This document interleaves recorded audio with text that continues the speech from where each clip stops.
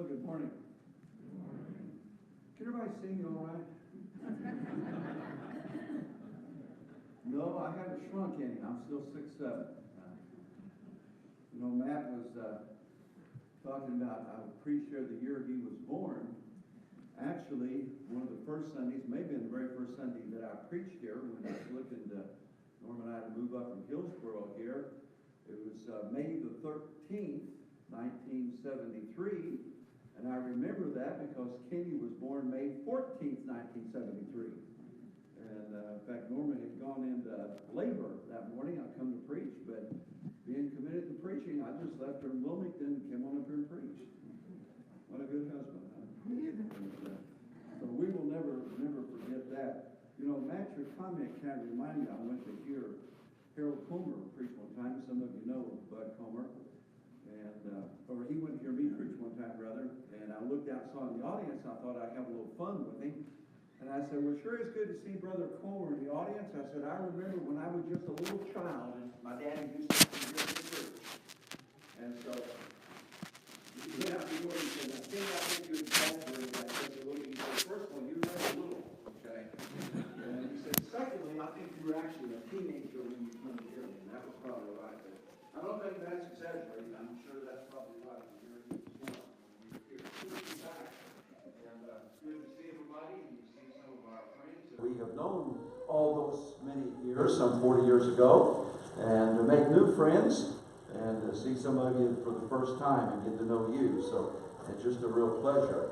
And Matt's right. I appreciate the nice things he had to say. I'm trying to think, Becky, about that time we came to South Dakota. It actually was only a week we stayed with you, but maybe to Matt it seemed like 2 weeks. I don't know. But you all showed us a good time out there. We had that meeting out in South Dakota. And then they were so gracious and just showed us around the Badlands, and we just had a wonderful time. And I'll never forget that. I appreciate their hospitality, and it's just always good to be with Matt and Becky, and they've already extended hospitality to us, and so that's wonderful. Well, let me answer a couple questions here as we get into the lesson. I'm doing good on time, I think.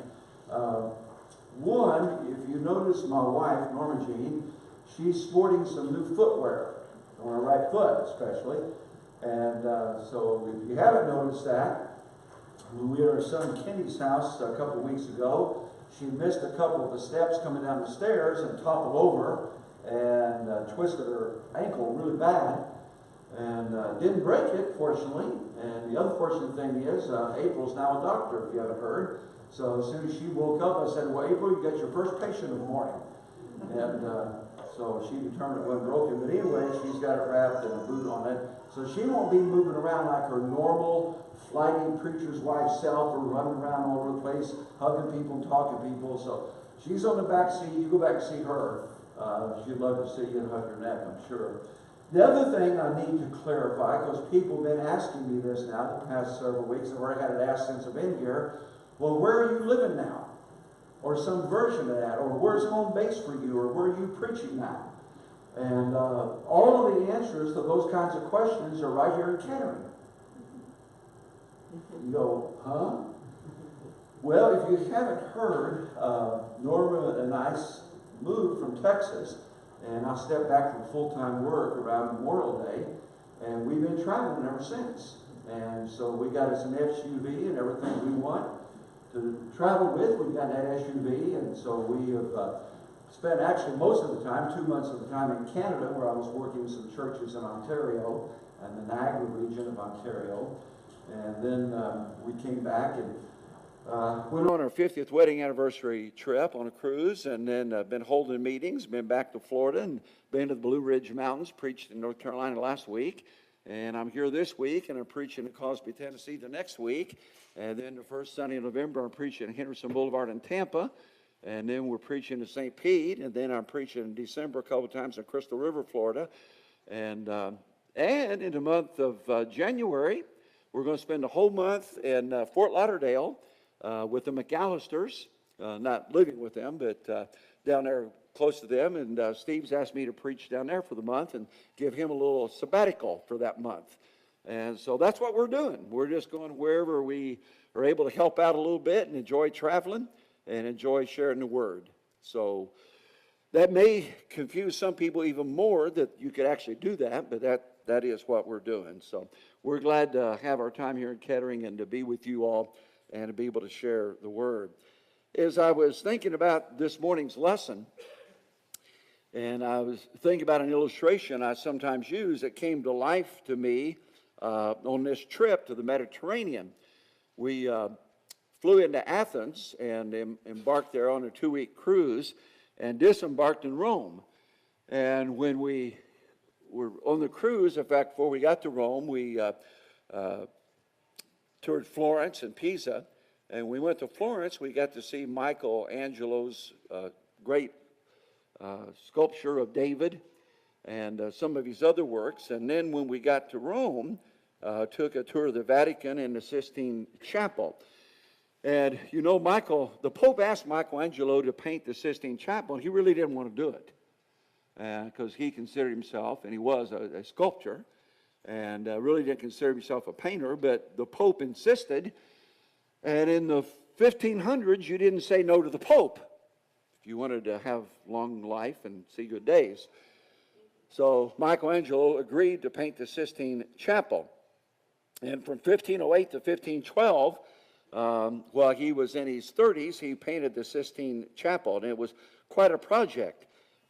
He spent a good deal of his time laying on his back, being able to paint the ceiling. And you know, I've seen pictures of it, but to go there and to walk into the Sistine Chapel and to see that incredible work of art, it just, it's breathtaking and it's amazing to see that.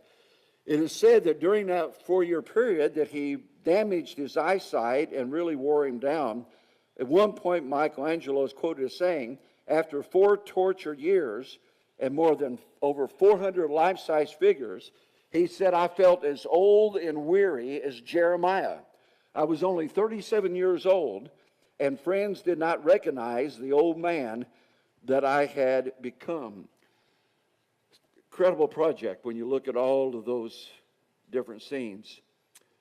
The story is told that one day a friend came in, and Michelangelo was laying on his back, and he was over in a corner of the Sistine Chapel, working on a small figure that you could hardly see.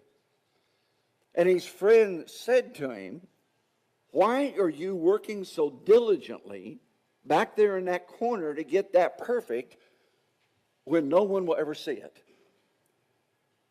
And Michelangelo purportedly said, God will see it, which speaks to his level of commitment to his work. Commitment in life is important in every area, isn't it?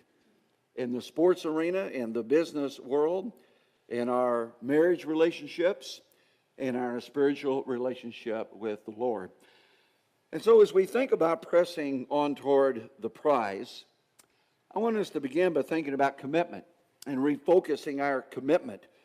Because if we are going to press on toward the prize and obtain the prize that we're going to be talking about in this series, we need to reevaluate and rethink and to refocus on our commitment. And to really realize that commitment is the key. Commitment is the key if we're going to be successful in obtaining the prize.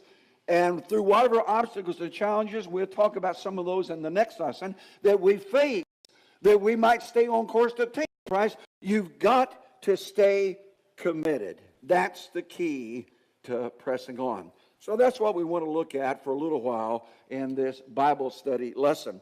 And I want to begin by sharing with you that commitment begins in the heart. It begins inside. It is an inward thing. And the heart, as the Bible teaches us, is the source of all of life's issues. Everything in life that we do comes back to the heart. The wise man put it this way in Proverbs chapter 4 and verse 23, keep your heart with all diligence, for out of it spring the issues of life. And the heart in the Bible is the whole man. It is the inner being. The heart is used in the Bible, and I'm going to show you as we go through this in just a moment. The heart involves the intellect. It involves the emotions. It involves the conscience. And it involves our will. And so when I say commitment is the key, it is the whole of man. And so commitment, if it begins in the heart, I want to suggest is induced by our conscience. Now, the conscience is like a moral governor. Now, I understand that the conscience is impacted based on what we've been taught. And you know, the Apostle Paul persecuted Christians. And Paul said, I did it in all good conscience. That his conscience did not convict him that he was wrong until he was taught better. But based on your value system and based on what you've been taught, your conscience has an impact on what you do. When I was a little kid, and I heard preachers talk about your conscience, you know where I thought your conscience was? Right here. Now, if you think that's weird, think about when you were a child and you got into the cookie jar when you weren't supposed to, and you knew your mom was going to find out, and you got that big lump in your throat. You know? Or when you did something wrong at school and you knew you were being sent to the principal's office and you're in trouble, and you knew back in my day you were in more trouble when you got home. Now, today the teacher gets in trouble, you see, but back then the kids actually got in more trouble when they got home. They had been to the principal's office, and you get that big knot, that big lump in your throat. I thought, that's your conscience. Well, actually what that is, though, that is a physiological manifestation of something that is inside you, that's your moral governor, that's talking about you've done something wrong.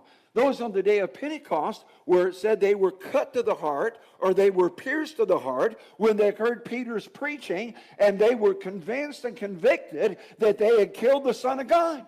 They were cut to the heart. They were pierced through and through. That word heart there refers to the conscience. And so, as their conscience was pricked, they saw a need to change. They saw a need for a new commitment. They saw a need for a change of loyalty, and so they dedicated themselves to Christ. And so I suggest that commitment is not one of convenience, it is not one of comfort, and it is certainly not one of political correctness. Not only that is the heart induced by, commitment is induced by conscience, but it is established by the intellect. That it has to do with decisions that we make. It is a choice to be committed to the Lord or not be committed to the Lord. And that's an intellectual thing. That's something that goes on in the mind. We're all familiar with Joshua 24:15 as he put it to the children of Israel in this farewell speech. If it seems evil to you to serve the Lord, choose for yourselves this day whom you will serve, whether the gods of your fathers that were on the other side of the river, or the gods of the Amorites in whose land you dwell. But as for me and my house, we will serve the Lord. Many places I travel and stay in people's homes, I will see some quote of that. As for me and my house, we will serve the Lord. That's a choice, isn't it? And that is an intellectual choice. That is a decision that a person makes. I don't know if you had this song in your book or not, but through the years, I've heard this song in different books, and it's entitled, I Have Decided to Follow Jesus. And I won't definitely try to sing it. Some of you may recall my musical talents or lack thereof. But the lyrics start out, I have decided to follow Jesus, and it's repeated 3 times. And then the next verse says, though I may wander, I will still follow, and that's repeated. The world behind me, the cross before me, though none go with me, still I will follow. And then the question is asked, will you decide to follow Jesus? And each of the lines says, no turning back, no turning back. No turning back, no turning back. No turning back, no turning back. No turning back, no turning back. I have decided to follow Jesus. That's a decision. That is a choice. And that involves an intellectual commitment of processing information and reasoning and looking at the evidence and deciding on a need to do something. So commitment begins in the heart. It's induced by conscience, it's established by intellect, and it is fueled by passion. There is an emotional aspect to the heart. Now, we're going to talk about this passage this afternoon. I hope you'll come back. What is it, 2 o'clock we come back? So get you a good lunch at Bill Knapp's or somewhere. You remember when we used to go to Bill Knapp's, Jim and Vera? And we had little baby Kenny, and he made a mess of everything, and Jim would just shake his head. Now, you got grandkids that probably did like that, see? Great-grandkids, maybe, I don't know.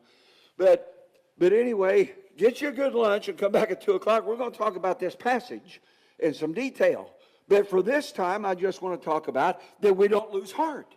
And the word heart there has to do, I think, with our passion, with our motion, that we keep on keeping on, that we don't allow things to distract us and to keep us from serving the Lord. Now, Paul pursued God with a passion. Now, I understand this quarter you're looking at your pursuit of this life that we're trying to live, this Christian life. And if I understand my role and work during this meeting, it is to help facilitate where you're going this quarter. And we're going to look at our theme passage in the next lesson in Philippians chapter 3, are pressing on toward the prize.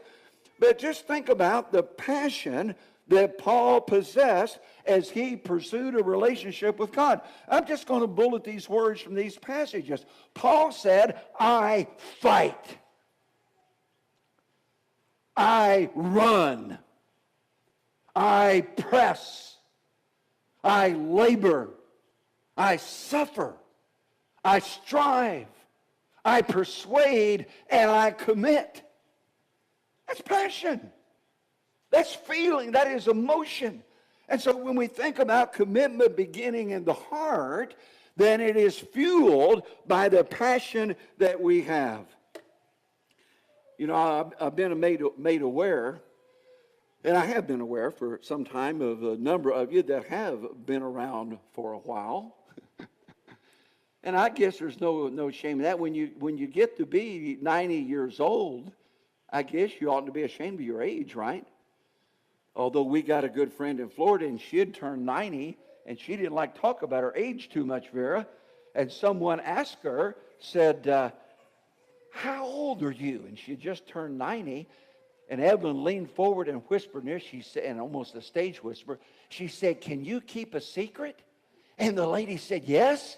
And she said, so can I. She never would tell her age. But I know we have some 90-year-olds with us.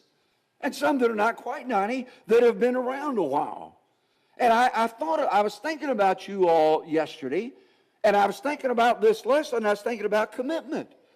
And if you don't mind me mentioning some names like Jim and Vera, and Dick and Barb, and Judy and Ruth and Aubrey and Kermit and Isabel, and I could mention a few others, these folks have been around a while. And you young people ought to get a good look at them. And when you look at them and see where they are and what they're doing and how they're serving the Lord, they are the epitome of commitment. They are what commitment is all about. Jim and I had a good conversation yesterday, and we were talking about some of those kind of things. And as he began to share his story with me a little bit, and, you know, things, you see folks that are mature Christians, and, you know, they're sweet and lovely, and just, you know, you don't see those times back when they were younger and fighting the fight sometimes. And the problems and the challenges and the issues that come along. And all of these people that I've mentioned, folks, have weathered that. Whether it's spiritual battles, or whether it's temptation, or whether it's issues with brethren, or whether it's family problems, whatever, they have weathered it, and here they remain committed. And the commitment begins in the heart. And then it is sustained by the will or the volition. Purpose. We hear a lot about that word today, purpose. Well, purpose has to do with our will, with the volition that is within us. It says in Acts 11:24 that, talking about Barnabas, that when he had came and seen the grace of God, he was glad and encouraged them that with purpose of heart they should continue with the Lord. With purpose of heart, you stay committed. With purpose of heart, you keep on going. You have a strong purpose that will sustain you through the difficult and tough times. And so as we talk about this idea of purpose, or commitment. The commitment is induced by conscience, established by intellect, fueled by passion, and it is sustained for the long haul by a strong will or volition. Well, I want to suggest that commitment is tested by action. And the fact of the matter is, commitment will always be tested. Arthur Gordon put it this way. He said, nothing is harder than saying words, and nothing is harder than living them day after day. Well, that is true. You see, the real measure of commitment is action. That's why the inspired writer James said that faith without works is dead. And it is, because commitment is tested by our action.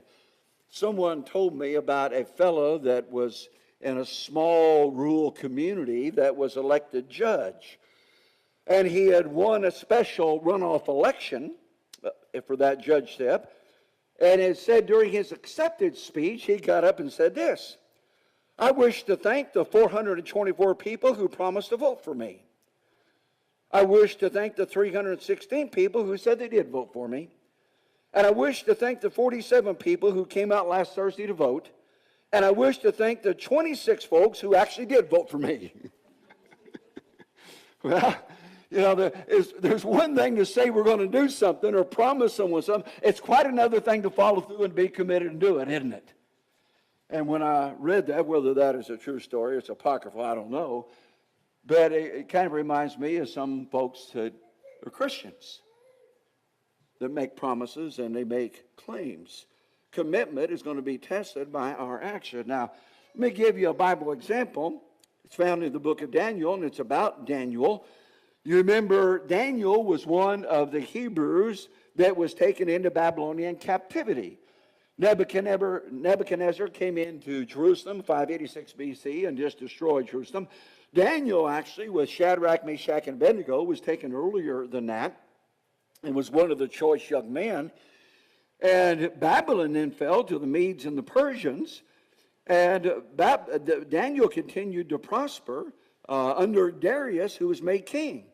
In fact, he was one of the three governors to whom 120 leaders had to report.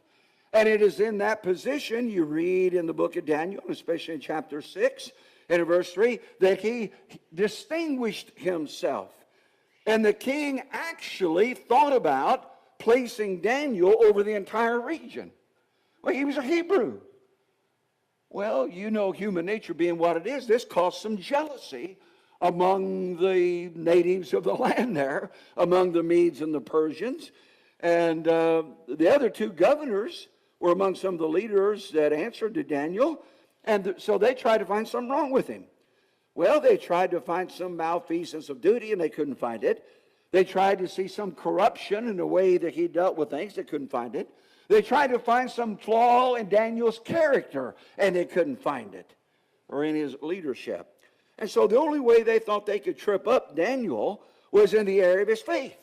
And so you remember the story and how that they went to the king, and they talked the king into ordering this decree that for 30 days that no one could pray to any other god except to the king. And if they did, they would be thrown into a den of lions. And he signed the decree. Now, if you're Daniel, what do? Now, you could say, well, it's only 30 days. Couldn't you? And you could say, you know, I've prayed a lot. I mean, all these years I've been in captivity, and the Lord knows I love him. And I got, you might say, I got prayers stored up. Because the Bible says it was his custom to pray 3 times a day. So you think of all the prayers that he had prayed over that course of time. And so he could say, well, it's only 30 days. And then he could say, well, you know, if I'm dead, I can't have a good influence. If I'm thrown into the den of lions and I'm dead, then I can't be a good influence here like I have been. And so, you know, maybe I ought to do it. Or he could say, the king's been really good to me. And it doesn't hurt to honor the king a little bit. I mean, what's it going to hurt? to honor him. Or he could say, well, when in Babylon, do as the Babylonians do. Or the Medes, the Persians do, right? He could have said all of those things. But look what Daniel did in Daniel 6 and in verse 10. It says, now when Daniel knew that the writing was signed, he went home. And in his upper room, and with the window open toward Jerusalem, he knelt down on his knees, and 3 times that day, and prayed, and give thanks before his God, as was his custom since the early days. You know what that is, ladies and gentlemen? That's commitment. That's commitment. That's pressing on toward the prize. That Daniel knew who he served and why he served him and who he was and where he was going. Not going to little thing like being thrown into a den of lions keep you from praying to God. Now, of course, in retrospect, we know the story. Every little kid in Bible class knows the story. You know, we picture sometimes in the Bible class of Daniel being a kid. Actually, he was an older man by this time. You know, what's sad, sometimes you see older people give up. And I mentioned some of these folks a while ago here that have been around. You know, it is refreshing to look around and see people that keep on keeping on. And I've known even my share of preachers that got tripped up somehow in their older years. And their faith began to wane. And their faithfulness slipped. But not Daniel. Not Daniel. He didn't care. I'm going to serve God. I'm going to pray to God. I am committed to that. Well, we know he was thrown to those den of lions, that God shut the mouths of the lions and he spared Daniel's life. And it didn't make any difference because Daniel was indeed committed. I like the statement of Booker T. Washington, who said, you measure the size of an accomplishment by the obstacles you have to overcome to reach your goals. That's a pretty good statement, isn't it? And that's true in every aspect of life. You know, we admire the underdog in sports, don't we? That overcomes some tremendous obstacle. You know, they lose their star quarterback and the guy steps in and pulls the team together. Or someone with an injury rehabilitates quicker than they thought and overcomes that. And he comes back to lead his team to victory. Or we see the person, the business person that has all these things against him. You know, we came through Corbin, Kentucky on the way up here. And every time I come through Corbin, I always think of Colonel Sanders. And you know that Colonel Sanders was on Social Security in the 60s before his Kentucky Fried Chicken chain got going. He had that recipe, and he got the idea to franchise it, and it was hard to get by on his little Social Security. And he got in a station wagon, he and his wife, and barnstormed the United States to try to sell people on the chicken idea. Of course, the rest is history. You can go to Europe and go to Kentucky Fried Chicken. It's unbelievable. They're everywhere. You can't get away from them. The original recipe. Well, he was committed. You measure the size of an accomplishment by the obstacles you have to overcome to reach your goal. That's true spiritually too, isn't it? So I don't know what you're facing this morning. What problem, what challenge, what obstacle, what person, what issue in your life.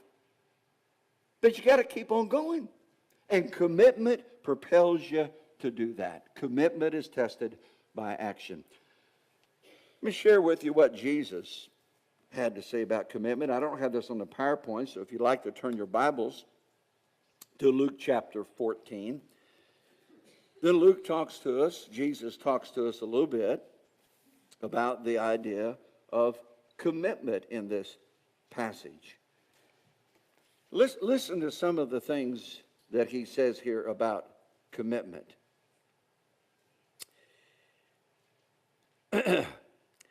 Verse 26, he says, if anyone comes to me and does not hate his father and mother and wife and children and brothers and sisters, and yes, those of his own life, he cannot be my disciple. And whoever does not bear his cross and come after me cannot be my disciple. For which of you intending to build a tower does not sit down first and count the cost, whether he has enough to finish it? Lest, after he has laid the foundation, he's not able to finish, and all begin to see it and mock him, saying, this man began to build and was not able to finish. Or what king going to make war against another king does not sit down first to consider whether he's able with 10,000 to meet him who comes against him with 20,000? Or else, while the other is still a great way off, he sends a delegation and asks conditions of peace. So likewise, whoever of you does not forsake all that he has cannot be my disciple. Now that's pretty strong language, isn't it? Now some people try to take that and twist that around. We know in the beginning of that, Jesus, and the Eastern way of teaching and thinking was to often speak in hyperbole and to use extremes to make a point. Jesus obviously is not telling us to literally have ill will and animosity in our heart toward our loved ones. He's not saying that. But he uses hyperbole there to make a point that your spiritual commitment to the Lord is greater and more important than fleshly relationships. That's what Jesus says about it. When we were living in the Dallas area, where we left, Lewisville, Texas, there was a young lady who was a sophomore in high school. I guess when we moved there, she was a sophomore, and she had just been baptized. She was dating one of the young men in that congregation. And she come from a tough home life. And her parents gave her a hard time. In fact, actually, I think they were divorced, and it was her mother gave her a hard time about being a Christian. And put all kind of obstacles in her way. And there were times where she couldn't even live at home in peace.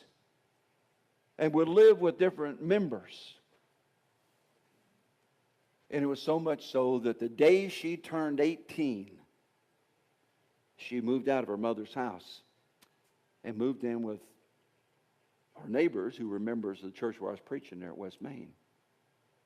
Now you think about a 16-year-old girl. That she took a stand for Christ. And it cost her a relationship in her family.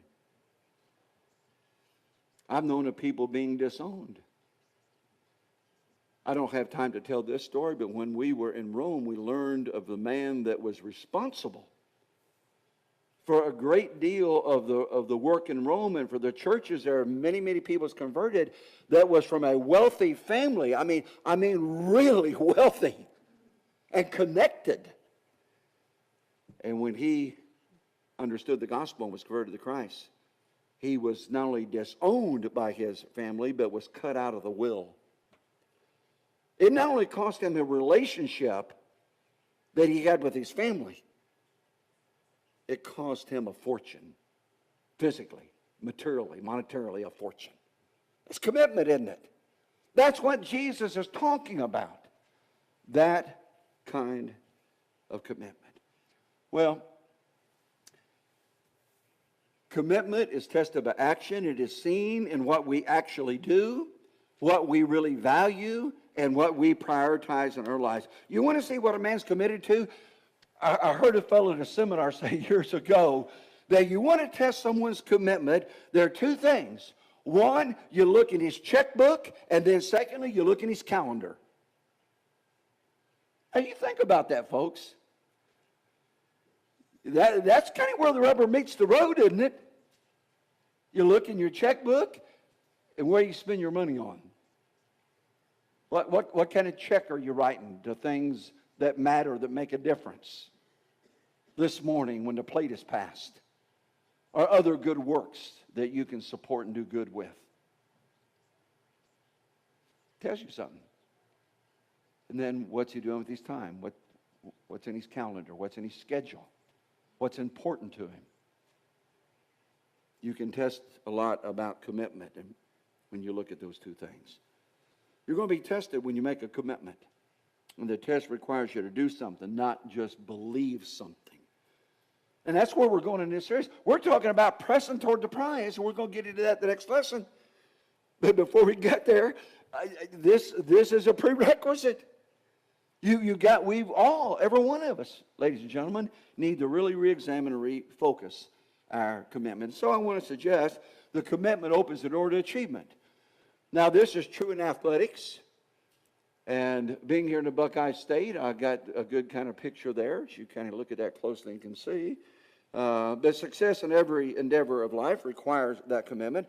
An athlete commits himself to rigorous training and has the opportunity to achieve something special. And the Apostle Paul talked about this. He said, do not all who run in a race all run, but one receives the prize. Run in such a way that you may obtain it. And everyone that competes for the prize is temperate in all things. Now they do obtain a perishable crown, but we for an imperishable. Therefore I run thus, not with uncertainty, and I fight not as one who beats the air, but I discipline my body and bring it into subjection, lest when I preach to others, I myself should become disqualified. Now you look at that and you think about what Paul's saying. You want to receive the prize? Well, just like it's so in athletics, that you have got to commit yourself and strive for that and work for that and discipline for that. It's true spiritually is what Paul is saying. Or he uses the example of the military. It's true in the military. And we admire the soldiers that will leave the comforts of home and they will defend our freedom. We think about a soldier moving up in rank, pleasing his superior officers. He must be committed to that. And Paul even talked about that. He said, 2 Timothy 2, 3, and 4, that you must endure hardship as a good soldier of Christ. He said, no one entangles into warfare, entangles himself in the affairs of this life, that he may please him who has enlisted him as a soldier. That was true in the military back in those days. It's true today, but it's true in the Christian army as well. There must be commitment. But that opens the door to achievement. And so we must be committed if we're to have the door of opportunity open. And we could talk about academics. The scholar that wants to be successful has got to spend time studying and learning and applying himself to his study. And so spiritually, we must be aware and alert to the open doors of opportunity that are around us everywhere. John said in the Revelation, these things says he who is holy and who is true, who has the key of David, and he opened wide and no one shuts, and shuts and no one opens. He said, I know your works, and I see I've set before you an open door, and no one can shut it, for you have a little strength and have kept my word and have not denied my name. And so we think about an open door of opportunity. Is there an open door of opportunity for the church at Kettering? I think that there is. And for the church to reach its potential, and for us to individually grow spiritually and influence others for good, and to keep pressing on toward the prize, that we must be aware and open to these doors of achievement that we can make a difference. None of it will happen accidentally or inadvertently. It comes through commitment. Commitment of each one of us. The commitments of the shepherds that feed the flock and guard the flock and guide the flock. The commitments of deacons to minister and to serve the duties given to them. The commitment to preachers to preach the word and proclaim the whole counsel of God in season and out of season. The commitment to teach with dedication and devotion. The commitment of parents to their children. And by the way, I like what you're doing before Bible study here. I like the commitment to that, of having these kids come up here and spending a little time and giving them that attention and just that little extra. And it's a commitment of those of you that are younger Christians, that are teenagers and in your early 20s and you're just getting started in your walk, to keep that commitment and to be different. Commitment is indeed that key if we're to press toward the prize. W.H. Murray put it this way. He says, until one is committed, there's hesitancy, the chance to draw back, always ineffectiveness. The moment one definitely commits oneself, then providence moves too. And all sorts of things occur to help one that would never otherwise have occurred. A whole stream of events and issues from the decision raising in one's favor, all manner of unforeseen incidents and meetings and material assistance, which no man could have dreamt would have come his way, except for commitment. I woke up early this morning, really early. I don't know if I woke up anyone in the house or not, but I woke up so early and I couldn't get the coffee working, and so I went down to Tim Hortons. You know, I've been in Canada all summer, man. I love Tim Hortons. Got some Timmy's coffee. But I was studying on my lesson, and I was just thinking more, and like Matt will attest to us preachers, we keep adding stuff, and fortunately I got 2 minutes left that I can tell this little story. But it occurred to me about commitment. I looked it up again to make sure I got the quote right. But the story is told that the Scottish minister, David Livingstone, that was very popular in the 19th century Britain. He was known as an explorer and a scientific investigator, and he was an anti-slavery crusader, by the way. And he was also a Protestant missionary, and he was martyred eventually for his missionary work. But the story is told that Livingstone one time received a letter from the London Missionary Society inquiring about his work in Africa. And they asked the explorer this: have you found a good road to where you are? If so, we want to know how to send other men to join you. And Livingstone purportedly wrote back, if you have men who will come, only if they know there's a good road, I don't want them. I want men who will come if there's no road at all. That's what the Lord wants. That's what the Lord wants. He wants us to press on toward the prize, whether it's a good road or a bad road or a bumpy road or the bridge is out. It doesn't make any difference. And that's why we have to refocus our commitment if we're really serious about pressing on to the prize. May God bless us this week as we attempt to accomplish that goal that's set before us. Would you bow as we pray for a moment, please? Father in heaven, we thank you for this Lord's Day you have given us, for this church family at Kettering, and for the opportunity to share your word, and for the focus that you have given us through your word, that we might renew our commitment to you, and that we might understand what it means to press on toward the prize. Father, bless our efforts this week to share your word. Bless each one that comes, and may this week in all ways give you glory and honor. And may we, as we look at our lives and hearts, seek to rededicate ourselves to you to become everything that you would have us to be. In Jesus' name we ask. Amen.